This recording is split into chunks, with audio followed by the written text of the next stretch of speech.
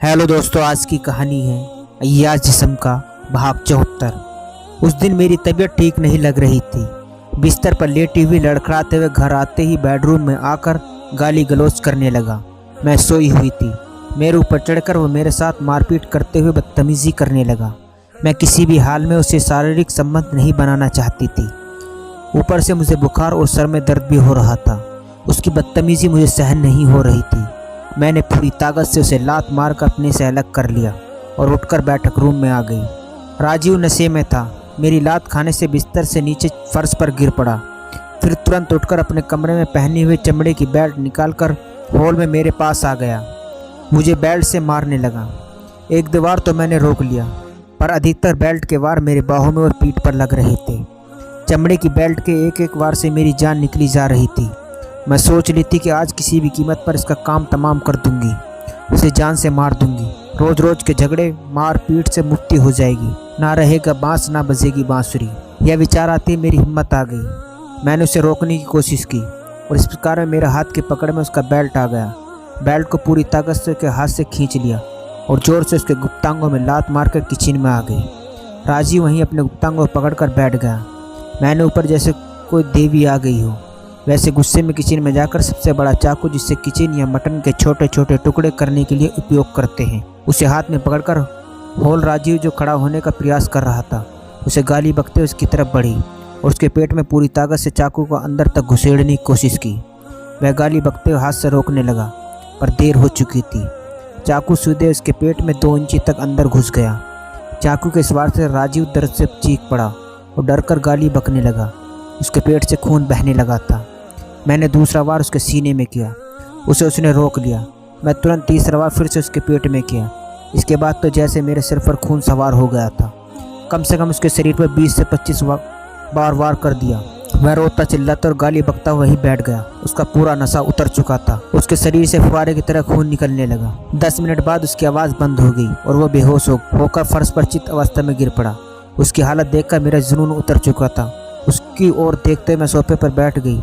वह शायद बेहोश हो गया था। खून लगातार बह रहा था। मुझे समझ में आ गया कि यह अब 1 आध घंटे का मेहमान है। मेरा मन भी विरक्त हो चुका था। मैंने जो राजीव के लिए अपने हरे भरे परिवार और प्यारे बच्चों को छोड़ आई थी, उसकी भगवान ने मुझे सजा दी है। 1 साल से राजीव के साथ ताड़ित हो रही अवैध संबंधों का यही हाल होता है। अब समझ में आ गया था। काश उस वक्त अपने जज्बातों को नियंत्रण कर लिया होता। मैंने 5-10 मिनट के मजे के लिए अपनी बची हुई पूरी जिंदगी को नर्क में बदल लिया। मैंने तय कर लिया, राजू के मर्डर केस में जेल में सड़ने के बजाय मर जाना उचित समझा और निर्णय ले लिया कि मैं आत्महत्या कर लूँगी। मैंने फ़ोन उठाकर राधेश्याम भैया को फ़ोन किया। वह उस वक्त ट्रेन में थे और अहमदाबाद पहुँचने वाले थे। मैंने कॉल करके राजीव की हत्या कर देने वाली बात बता दी। इसके अलावा मैंने यह भी बता दिया कि मैं अब अपने और राजीव के ऊपर पेट्रोल छिड़ककर आत्महत्या करने वाली हूँ। आप जब तक आओगे शायद मैं इस दुनिया में नहीं रहूँगी। वो मुझे समझाने की कोशिश कर रहे थे कि रेशमा, तुम ऐसा कोई उल्टा सीधा काम मत करना। मैं 1 घंटे में अहमदाबाद पहुंच जाऊंगा और सीधे घर आऊँगा। दोनों मिलकर समाधान खोजते हैं। पर मैंने तो समाधान खोज लिया था। मैंने कहा, भैया मुझे क्षमा करो, अब मैं जीना नहीं चाहती। आप हो सके तो मेरा अंतिम एक काम कर लीजिए। अगर कभी लोखंडे जी से मुलाकात होती है तो उन्हें और मेरे बेटे रंजीत से मेरी तरफ से माफ़ी मांग लीजिए और बोल दीजिए कि हो सके तो मुझे माफ़ कर दे। राधेश्याम जी को फ़ोन कर लेने के बाद मैंने किचन से 5 लीटर वाला कैन निकालकर घर के बाहर खड़ी राजदूत मोटरसाइकिल से पेट्रोल पाइप को खींचकर कैन में डाल दिया और पेट्रोल की रिजर्व की तरफ घुमा दिया। धीरे धीरे पेट्रोल निकलना शुरू हो गया। 15 मिनट में पूरी टंकी खाली हो गई। लगभग 3 लीटर पेट्रोल होकर मैं घर के अंदर आई। घर के अंदर आने और जाने के 2 दरवाजे थे, एक सामने से और दूसरा पिछवाड़े से। दोनों दरवाजे अच्छी तरह से बंद कर दिए और उसके बाद किचन से माचिस से लेकर हॉल में आ गई। उस सोफे के ऊपर रख दिया।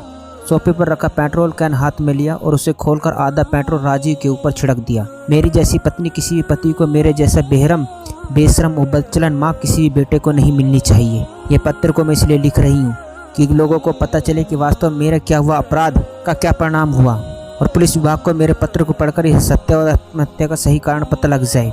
इसके बाद बाकी बची पेट्रोल को अपने ऊपर छिड़क लूंगी और राजीव के शरीर से लिपटकर माचिस की तिल्ली जला दूंगी। अब मैं अपने शरीर को जलाकर मरने जा रही हूँ, इसलिए पत्र लिखना बंद कर रही हूँ। गुड बाय, नमस्ते। हस्ताक्षर रेशमा लोखंडे। इसके बाद रेशमा अपने लिखे हुए पत्र को टेबल पर पेपर वेट के नीचे दबाकर सुरक्षित रख देती है। इसके बाद अपने बेडरूम में जाकर चादर, बेडशीट, साड़ियाँ लाकर राजीव के ऊपर डालने लगती है। घर के सारे पर्दे निकालकर उसे भी राजीव के ऊपर डाल देती है। इसके बाद सोफे पर रखे कैन को लेकर राजीव के कमर के ऊपर दोनों तरफ पैर फैलाकर बीच में खड़ी हो जाती है और बचा हुआ पेट्रोल अपने ऊपर सिर में और कपड़ों में छिड़क लेती है। इसके बाद उसी हालत में जलते हुए सोफे से माचिस लेकर फिर से वापस आकर राजीव के शरीर के ऊपर बैठ जाती है जो कपड़ों से ढका हुआ था। अंत में माचिस की तीली निकालकर अपने आप को जला देती है। 1 सेकंड में ही दोनों उन कपड़ों के साथ जलने लगते हैं।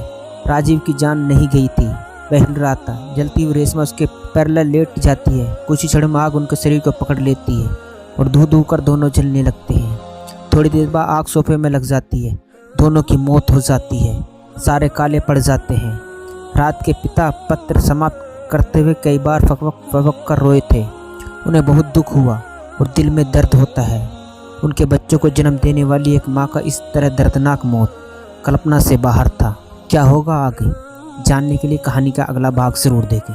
दोस्तों, ये था अय्याज जिस्म का भाग 74। दोस्तों, कहानी अच्छी लगी हो तो चैनल को सब्सक्राइब करना न भूलें।